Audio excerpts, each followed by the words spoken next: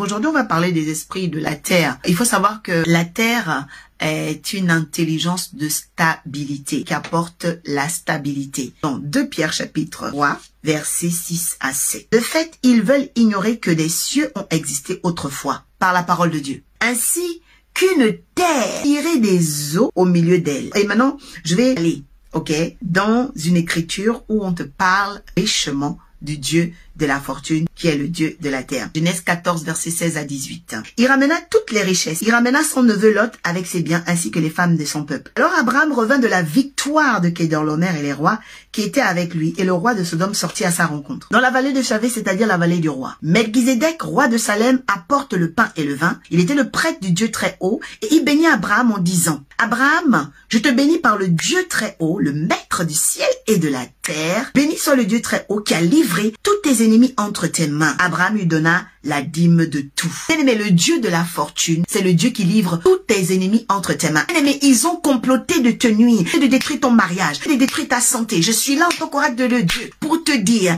que le Dieu du ciel et de la terre a décidé de livrer tes ennemis entre tes mains. Bien-aimé, la fortune, c'est un esprit qui vient lorsque Dieu a livré tes ennemis entre tes mains. Parce que vous devez savoir une chose très importante. Le livre d'Ecclésiaste dit, l'argent répond à tout. Ça veut dire quoi? Ça veut dire que beaucoup de questions, beaucoup de problèmes, dans ta vie, viennent du fait que tu n'as pas encore, reçu tes ennemis entre tes mains. Dieu n'a pas livré tes ennemis. Je suis en train de déclarer à quelqu'un, l'ennemi de la pauvreté sera livré ce soir dans tes mains, parce que nous parlons des esprits de la terre. Bien aimé, Melchizedek était un type d'homme, un type d'ange qui était sur la terre. C'était un esprit. Abraham avait croisé sur la terre. Pourquoi Abraham croise cet homme sur terre? Il croise Abraham parce que il doit apporter à Abraham, bien aimé, des déclarations fortes. Est-ce que tu sais que sur cette terre, tu es venu incarner quelque chose? Tu es venu en mission. Tu es de passage. Tu es venu marquer ta génération. Tu es venu écrire une histoire qu'on n'avait jamais vue de semblable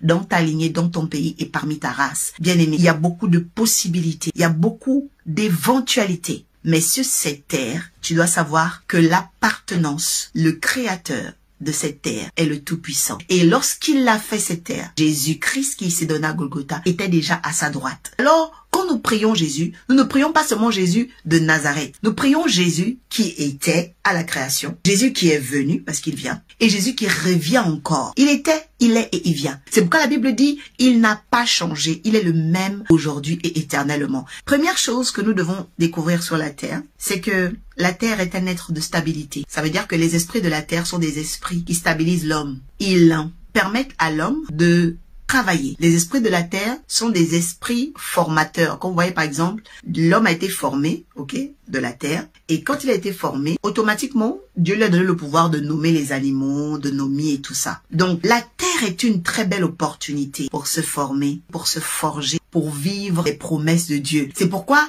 la terre, bien aimé, c'est un être vivant. Et les esprits de la terre sont là pour accompagner l'homme à l'accomplissement de son héritage. Psaume 115, verset 16 dit, « Les cieux sont les cieux de l'Éternel, mais il a donné la terre au Fils de l'homme. » Donc toi et moi là, en fait la terre nous a été donnée, pour être formé, pour être forgé, pour nous multiplier. En fait la terre, c'est un être de fortune. Pendant que nous sommes en train de parler des esprits de la terre, attends-toi à ce que la terre vomisse la fortune que tu attends. Il y a une fortune, bien aimée, dans la vie de tout enfant de Dieu qui vit sur terre. Car la Bible dit que cette parole est venue dans le monde, les siens l'ont refusée, mais à ceux qui l'ont reçue, cette parole a donné le pouvoir de devenir enfants de Dieu, lesquels ne sont ni de la chair, ni du sang, mais de la volonté de Dieu seul qui appelle. Dieu, toi qui es là sur terre, Dieu il t'a appelé. Regarde un peu, Dieu t'a placé dans le jardin. Il t'a placé sur terre. Et quand il te place sur terre, c'est pour que tu sois formé. Donc les esprits de la terre sont là pour former l'homme. Parmi les esprits de la terre, dans la formation humaine, nous allons avoir ce qu'on appelle les esprits intelligents. Parce que la Bible dit dans le livre de Jérémie 51, il a créé la terre par sa puissance, il a élargi les cieux par son intelligence. Donc vous voyez quoi? Vous voyez que la terre, bien aimée, elle obéit à la puissance de Dieu, d'accord? Et il a élargi les cieux par son intelligence. C'est pourquoi la Bible dit également que l'homme de bien obtient la faveur de l'Éternel et sa maison est couronnée de bien tous les jours de sa vie sur terre. Psaume 112. Pourquoi? Parce que en fait, si vous comprenez ce que vous êtes venu faire sur la terre va vite vous former, vous faire gagner du temps, enregistrer les bonnes choses vous concernant. Qu'on le veuille ou non, vous savez, la terre est un être. Ici, c'est un être, ça veut dire qu'elle a des oreilles, elle a un nez, elle a une bouche, ok? On peut remarquer dans le livre de Nombre 16:32, la Bible dit que la terre engloutit Corée d'autant et tout leur bien. Ça veut dire que la terre s'était vengée sur les ennemis du prophète Moïse. Malheureusement pour eux, la terre qui s'était vengée les avait engloutis. Donc, premièrement, nous devons comprendre, bien aimés, la terre est un être qui enregistre des choses, un être qui entend des choses. Donc, si elle enregistre, ça veut dire que tu peux aller vers la terre, bien aimé, pour lui parler. Parce que toi, tu as été tiré d'elle. D'accord? Nous sommes formés par la terre, forgés par la terre, nous recevons les fruits de la terre, nous mangeons les produits de la terre. D'accord? On se nourrit d'elle. C'est pourquoi, bien aimé, il faut jamais mépriser la terre. Et je veux dire ici, troisièmement, pourquoi certaines personnes ont ce qu'on appelle l'esprit de malchance. Parce que sur la terre, il y a aussi l'esprit de malchance. C'est lorsque l'homme n'est pas en paix avec la nature, avec la terre, alors il a l'esprit de malchance. Comment les gens développent l'esprit de malchance? Lorsque tu commences à faire pipi sur les arbres, lorsque tu jettes tes papiers, ta nourriture là, tu passes à côté de la rivière, tu passes à côté du lac, tu termines ton McDonald's, tu jettes dans l'eau. Non, bien aimé, la terre a horreur de l'incivisme. La terre ne supporte pas les insensés, ne supporte pas, bien aimé, les négligences, les inconvenances. La terre ne supporte pas ça. Voyez? Donc, lorsque nous vivons sur terre, nous devons savoir que c'est un être intelligent, c'est un être qui enregistre des choses. D'accord? Donc, la terre, par exemple, a enregistré les pères, les mères, les hommes, les cousins qui sont dans ta famille. La terre, elle connaît tous ceux qui ont fait du bien dans ta famille. La terre aussi connaît tous ceux qui ont fait du mal dans ta famille. Oui, c'est pourquoi vous allez remarquer dans les sciences occultes, beaucoup de gens vont pour, consulter la terre. Même les gens, par exemple, qui veulent se marier, dans certaines familles, vous allez voir le grand-père ou la grand-mère, elle va et consulte la terre. Pourquoi? Pour que les défunts qui ont été enterrés viennent lui dire « Est-ce que ma belle-fille est gentille? Je ne te demande pas d'aller faire ça au nom de Jésus. » Mais ça se fait. La terre peut nous venir en secours. Apocalypse 12, verset 16. La Bible dit « Lorsque le dragon, les mauvais esprits ont pourchassé la femme qui avait un enfant, les femmes qui sont enceintes, les femmes qui sont enceintes des projets. » Parce que toute personne qui est enceinte, c'est quelqu'un qui porte une promesse. D'accord? Quand le dragon te pourchassera, n'oublie pas que Dieu a ses esprits de la terre pour te secourir. Donc la Bible dit que la terre est venue en secours à la femme qui était enceinte et elle engloutit les os du dragon. Deuxième chose que tu dois savoir, la terre peut aussi crier pour toi. Job chapitre 31 verset 38. La Bible dit, si la terre crie contre moi. Job 16 verset 18 dit aussi que la terre ne couvre pas mon sang, mais que mon cri est libre et sort. Ça veut dire mon cri, ma voix. Beaucoup de gens, vous sentez que vous êtes offusqués, vous êtes étouffés. La terre, bien aimée, peut crier pour exemple Abel. Abel est tué par son frère Caïn. Mais la terre va crier à Dieu. Elle va crier parce qu'elle se souvient d'Abel, elle se souvient des sacrifices d'Abel. Elle dit, mais qui a fait du mal à Abel? Bien aimé, la terre sait le nombre de personnes qui t'en veulent. La terre est capable de crier à Dieu pour dire, laissez cette femme, son mari, sa santé. Bien aimé, la personne qui me dit amen verra la terre venir à son secours, crier pour elle. C'est pourquoi, bien aimé, nous ne sommes pas pareils. Parce que chacun a une relation particulière avec la terre. C'est ce qu'on appelle la chance. Le regard de Dieu sur l'homme, c'est la grâce. Mais le regard de la terre sur l'homme, c'est la chance. Je suis en train de décréter et déclarer. C'est vrai que le regard de Dieu est sur toi. Mais la terre va commencer à te regarder. My God. La terre va commencer à crier pour toi. Bien aimé, la terre, c'est la chance. La terre est un être de chance. Vous devez avoir les deux. Oui, parce que la chance, c'est ce qu'on appelle la vertu. Beaucoup de gens bien-aimés ont la grâce de Dieu. Mais sur la terre, ils n'ont pas la chance. C'est-à-dire, ils n'ont pas la faveur. Toi, tu sens qu'il y a quelque chose qui n'est pas normal. Parce que la Bible dit, les cieux sont les cieux de l'Éternel. Mais la terre appartient au Fils de l'homme. Donc, le Fils de l'homme doit savoir comment traiter avec la terre. Combien de gens ont des prophéties? Dieu m'a dit, mais le problème, c'est que sur la terre, tu n'as pas la faveur. Tu n'as pas la chance. Tu n'as pas. Il est temps que Dieu mette de l'ordre au nom de Jésus. Oh, quelqu'un dit, terre, terre, redonne-moi la chance. Terre, terre, redonne-moi la faveur. Et Dieu, vous avez été fidèle à Dieu toute votre vie. Même quand vous allez être enterré, même quand la terre voudra vous enterrer, même quand vous allez quitter ce monde, vous allez être ce qu'on appelle des défunts bénis, des défunts glorifiés. Vous serez des ancêtres bénis. Vous aurez le pouvoir même de bénir depuis le sein d'Abraham vos descendants. Bien, mais reçois cette capacité, que la terre enregistre ton témoignage, que la terre enregistre l'onction de la femme de Dieu que tu es, que la terre enregistre l'onction de l'homme de Dieu que tu es, et qu'elle n'oublie jamais les bienfaits que tu as fait. La terre peut dire rendez son salaire, rendez son mari, peut parler. Et j'annonce à quelqu'un aujourd'hui, la terre va parler pour toi. La terre va te défendre. Quatrième chose que la terre peut faire. La terre peut étouffer tes ennemis. La terre est capable d'étouffer la voix de tes ennemis. Oui, la terre peut bloquer tes ennemis. Moïse s'est retrouvé avec des gens qui l'attaquaient, n'importe comment. Bien aimé, Moïse a déclaré, si je suis prophète de l'Éternel, oh Dieu, que la fin de mes ennemis ne soit pas comme la fin de tous les hommes. Et nous avons vu que la terre a bloqué Corée Abiram d'autant. Cinquième chose que la terre peut faire. La terre peut combattre. 2 Samuel chapitre 18 verset 9. La Bible dit ceci. Absalom se trouva en présence des serviteurs de David. Il montait un mulet. Le mulet pénétra sous les branches entrelacées d'un grand térébinthe. La tête d'Absalom fut prise par les térébinthes. Il resta suspendu en l'air, tandis que le mulet montait et continuait son chemin. Un homme le vit, annonça à Joab. Et j'ai vu Absalom suspendu. Térébinthe. Joab dit à l'homme qui lui appartient la nouvelle, tu l'as vu? Il était abattu sur la place. Je t'aurais donné 10 pièces d'argent. Mais cet homme dit à Joab, même 1000, je ne porterai pas la main contre le fils du roi. En effet, nous avons entendu l'ordre que le roi nous avait donné à Abishai, taillé à moi. Veillez chacun sur le jeune Absalom. Si j'avais menti et je l'avais tué, rien n'aurait été caché au roi. Toi-même, tu aurais pris position contre moi. Joab dit, je ne vais pas perdre mon temps avec toi. Puis il prit en main 3 javelots, les enfonça dans le cœur d'Absalom, alors que celui-ci était encore bien vivant au milieu du térébinthe. Alors, nous trouvons Absalom ici mort. En fait, cette histoire veut nous montrer quoi? Vous voyez que la terre a combattu Absalom. Pourquoi la terre a combattu Absalom? Parce qu'il avait péché contre le roi de l'Éternel. Il avait péché contre le roi, contre l'élu de Dieu. Et bizarrement, son cheval, parce que les animaux sont quand même dressés pour obéir à leur maître. Ils connaissent leur odeur, ils connaissent leur mouvement corporel. Donc, il n'est pas censé abandonner son maître. Le cheval l'a abandonné. Et quand le cheval l'abandonne, les arbres s'occupent de lui. Vous voyez que les arbres sont occupés d'Absalom. Pourquoi? Parce que David, son père, travaillait déjà avec les esprits de la terre. Nous savons que David était dans la forêt et pendant qu'il était là-bas, il tuait les ours, il tuait les lions, il tuait les loups. Donc, il connaissait tous ces esprits-là. C'est pourquoi il faut faire très attention aux alliances d'un homme ou d'une femme de Dieu. Parce que vous ne pouvez pas les attaquer là où ils sont forts. Et malheureusement, ce qui s'est passé pour Absalom. Absalom a été débarrassé par les esprits de la terre, en l'occurrence les esprits de la forêt. Parce qu'il faut savoir que parmi tous les esprits de la terre, au milieu d'eux, il y a les esprits de la forêt. Donc ces esprits-là des bois vengent David. La Bible dit que la chevelure qui était la royauté, la beauté, la gloire d'Absalom a été détruite. Pourquoi? Parce que Dieu a toujours dit à ses prophètes qu'il brisera la force de l'orgueil de leurs ennemis. L'orgueil d'Absalom était dans ses cheveux. Alors Dieu a pris cet orgueil-là par les arbres et il s'est débarrassé de ce jeune homme. Parce qu'étant suspendu, écoute, les nerfs sont rattachés aux cheveux. Donc en fait, il y a eu extinction, bien qu'il respirait encore. Voilà. Donc quand Joab est venu, il n'a fait que terminer ce que les arbres avaient déjà commencé.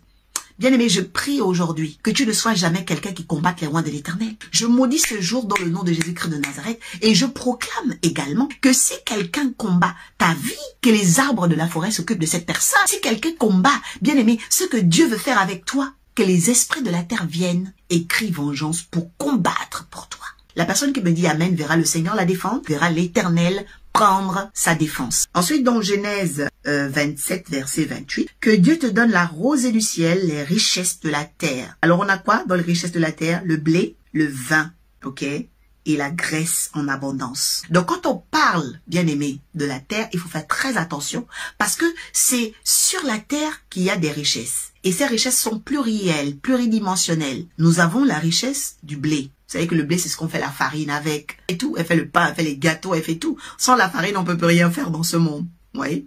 Il y a beaucoup de choses qu'on fait avec la farine. C'est la richesse. La graisse de la terre, bien aimé.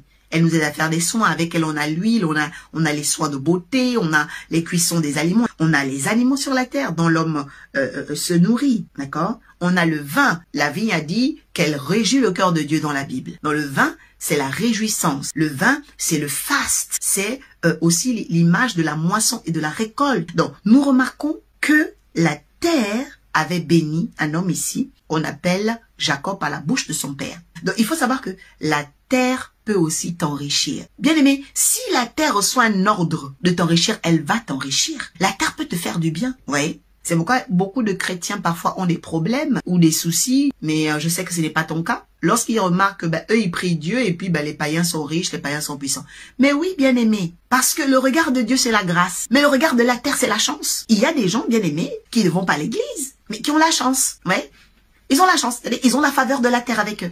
Pourquoi? Parce qu'ils connaissent les principes de la terre. Ils savent que sur la terre, il y a des possibilités de s'enrichir. Que l'ange de la terre se révèle à toi comme la richesse. Que l'ange de la terre se révèle à toi comme l'abondance. Que l'ange de la terre se révèle à toi comme l'intelligence. Au nom de Jésus, reçois cela. Oui, la terre est un être. 6e et dernière chose sur la terre. La terre peut organiser ta vie. Regardez ce que Jésus va faire. Les gens sont là en train d'insulter une femme adultère. Ah oui, on va la lapider, Et Jésus dit, ok, d'accord. Il inscrit quelque chose sur la terre. Il fait des lignes, il fait des traces. Et il dit, bon, celui qui n'a jamais péché, jette la première pierre sur cette dame. Vous savez pourquoi? Parce qu'il est en train de réorganiser la vie de cette femme sur la terre. Oui, la terre peut réorganiser ta vie. Ça veut dire, elle peut réorganiser ton cycle menstruel. Oui, nous avons, bien aimé, grâce à l'onction, le pouvoir de parler à la terre. Mais la terre en elle-même, elle a des intelligences. La terre va réorganiser ton horloge biologique. Les gens peuvent aller, bien aimé, parler à la terre pour que tu deviennes stérile. Nous brisons cela ce soir au nom de Jésus.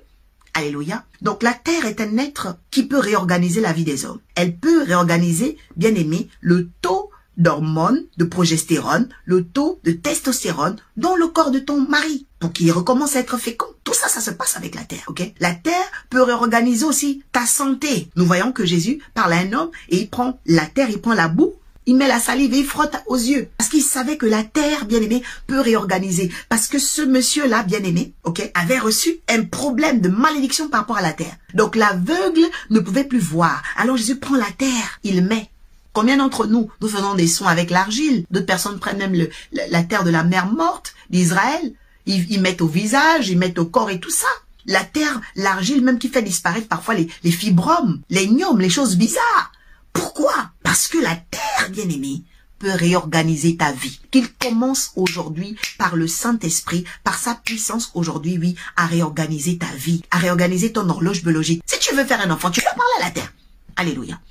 La terre peut réorganiser, bien-aimé, une entreprise. Les gens peuvent aller parler, bien-aimé, à la terre contre ton travail, tes activités, ça tombe à l'eau. Mais la terre peut réorganiser ton entreprise. Quelqu'un dit terre, réorganise mon entreprise. Alléluia. Nous remarquons par exemple, il y a des gens qui font du tourisme religieux, ils prennent la terre de tel pays et puis ils partent chez eux, ils prient avec ça, ils mettent dans une bouteille et tout ça. Vous voyez? Parce que la terre peut réorganiser, bien-aimé, ta vie. La terre peut aussi réorganiser, parce que si elle peut enrichir, ça veut dire qu'elle peut réorganiser même ta comptabilité, elle peut réorganiser tes finances, elle peut réorganiser ton image et ta beauté. Bien, mais la terre est capable de tout remettre à zéro, parce qu'elle était là au commencement, elle a été tirée des eaux. Donc la terre est capable, bien aimé, de tout réorganiser. Amen. 7e chose, la terre apporte la restitution de ce qu'on avait perdu. Bien aimé, quand on va, par exemple, on met un grain d'haricot, le grain, il va mourir, on le perd.